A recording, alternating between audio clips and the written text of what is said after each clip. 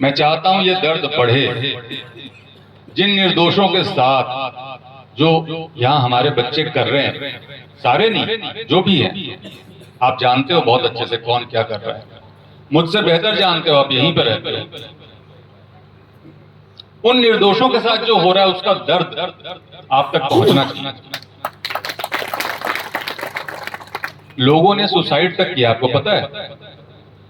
हमारे साइबर अपराधी जो कि एक मोबाइल फोन लेकर के लाइन लगा के बैठे रहते हैं, आप देखते होंगे बाजारों के किनारे, नहर के किनारे, उनके आपको लगता है कुछ नहीं कर रहे हैं, मोबाइल पे पैसे तो ट्रांसफर करा रहे हैं, छोटे मोटे अपराध कर रहे हैं, जो एसपी साहब भी कह रहे थे।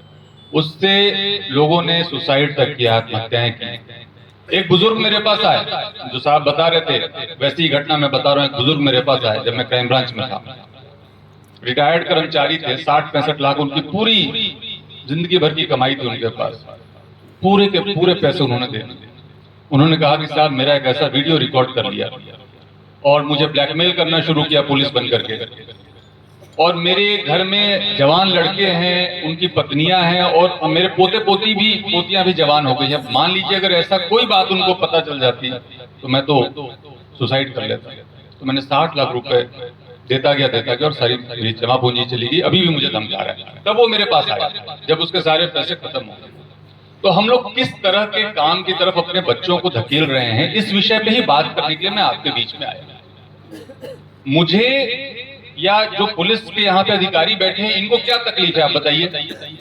आप जो भी अपराध के बारे में हम बात कर रहे हैं, चाहे गो हत्या है, चाहे साइबर क्राइम है, व्यक्तिगत तो कोई तकलीफ नहीं है। हम आपकी तकलीफ के लिए आपके बीच में आए हैं, ये आपको समझना पड़ेगा। मैं डीग के एक नागरिक के तौर पे आपके बीच में आया हूं, क्योंकि आप देख रहे हो आपके बच्चे खराब हो रहे हैं। वो खराब बच्चे आपकी महिलाओं को खराब कर रहे हैं, आपके पड़ोस में जो लड़कियां उनको खराब कर रहे हैं, जैसा आप बता रहे थे। उन बच्चों के कारण वो निर्दोष भी परेशान हो रहे हैं, जो आप कह रहे हैं कि रातों में पुलिस इनको वेरीफाई करने के लिए ले जाती है। तो उसकी जड़ में तो जाना पड़ेगा ना, कि आखिर ये उद्भूत कहां से हो रहा है, उत्पन्न कहां से हो रहा है, और उनके लिए हम क्या कर रहे हैं। अगर हाथ उठा करके हम यहाँ पे पूछे कि कितने लोगों ने खुद साइबर क्रिमिनल्स की सूचना पुलिस तक जाके दी है, तो शायद यहाँ 5-10 से ज्यादा लोग हमें नहीं मिल पाएंगे। हम आगे बढ़ के उनके बारे में नहीं बताते। मैं चाहता हूं कि हम बताएं, आगे बढ़ के बताएं, और साथ में उनको भी बताएं कि पुलिस तुम्हारे साथ जो कुछ भी करेगी कानूनन तौर पे, उसमें हम बीच में कहीं आने वाले नहीं हैं। आप ये सोचो कि सरपंच साहब बचा लेंगे, प्रधान साहब बचा लेंगे, कोई जनप्रतिनिधि बचा लेगा, कोई प्रभावशाली व्यक्ति बचा लेगा, तो वो गारंटी तो मैं एसपी साहब और अपनी तरफ से दे रहा हूं आपको कि कोई नहीं बचा पाएगा। और मैं इसलिए भी आपके बीच में आया कि मैं ये आपको बताऊं कि मेवात जिस चीज के लिए जाना जाता था, हसन खां मेवाती के नाम पे मेवात का कितना सम्मान है, यही नहीं पूरी दुनिया में सम्मान है। और जो बता रहे थे एक भाई साहब मेरे यहाँ पे कि कितना ब्रेन है यहाँ पे, यहाँ के आप मैकेनिक्स को देख लीजिए, यहाँ के ड्राइवर्स को देख लीजिए, इवन जो अपराध कर रहे हैं उसमें भी अगर आप केवल उसके ब्रेन के पार्ट को देखो, टेक्निकल पार्ट को देखो, तो कितने शार्प हैं बच्चे हमारे, और उनको हम सही दिशा नहीं दिखा पा रहे। जिम्मेदारी किसकी है? आपकी और हमारी। तो हम बीच में बैठ करके ये बात तो करें कि हम इनको कोई दिशा देना भी चाहते कि नहीं देना चाहते। अगर हमें लग रहा है कि अपराध से आने वाले पैसे से फायदा बहुत है, मकान बड़े बन रहे हैं, दुकान बड़ी बन रही है, गाड़ियां बड़ी बड़ी आ रही हैं, तो मैं आपको ये भी बताना चाहूंगा कि आने वाले समय में न तो वो दुकान बचेंगे, न तो वो मकान बचेंगे, और गाड़ियां तो शायद नहीं बच रही। एक एक काम पीछा करेंगे। बुलडोजर चलेगा, बुलडोजर चलेगा, अपराधियों के घरों पे चलेगा, 100% चलेगा। हम चाहते हैं कि उसके पहले हम लोग ऐसे कदम उठाएं कि जो बच्चे अभी इससे दूर है, कम से कम वो उसकी तरफ आकर्षित नहीं। आप बताएं कि पुलिस कितनी सख्ती कर रही है और कितनी सख्ती करने वाली है। इसलिए मैं आपके बीच में आया, और मैं किसी भी तरीके से किसी का नुकसान, किसी का बुरा नहीं चाहता। जो शिकायतें थी कि साहब हमें वेरिफिकेशन के नाम पे परेशानी होती है, कतई हम नहीं चाहते। हम क्यों चाहेंगे? आप सोचिए, जब पुलिस किसी के घर में घुसती है तो वहां की महिलाओं की क्या स्थिति होती है, आप सोचिए जरा। जो माताएं होती हैं वहां पे, जो बहनें होती हैं, वो किस तरीके से बेचारी अपनी इज्जत को बचा के कहीं किसी कोने में दुपक रही होती है, छुप रही होती है। क्या देख के अच्छा लगता है हमें? बिल्कुल भी नहीं लगता।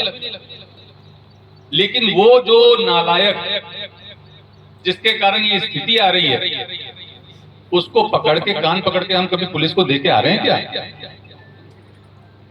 इसके लिए मैं आपके बीच में मैं ये अपेक्षा करता हूं कि आज के इस बैठक, इस मीटिंग में हम ये तय करके उठे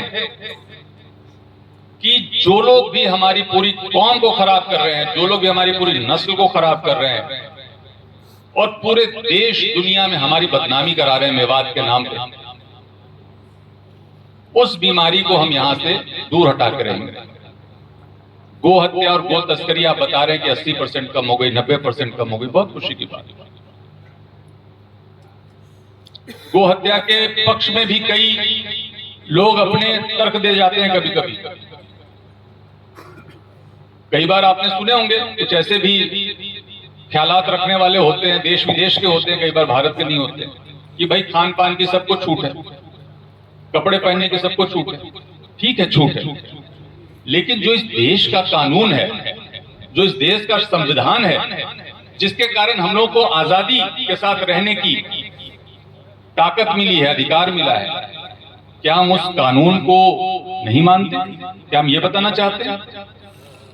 जो हमारे देश का कानून है उसको हम नहीं मानते? जो हमारे देश की संस्कृति है, हमें पता है कि हो सकता है किसी देश विदेश की संस्कृति में ऐसा हो जहां की गाय की पूजा नहीं होती, लेकिन हमारे देश की संस्कृति में गाय को माता मानते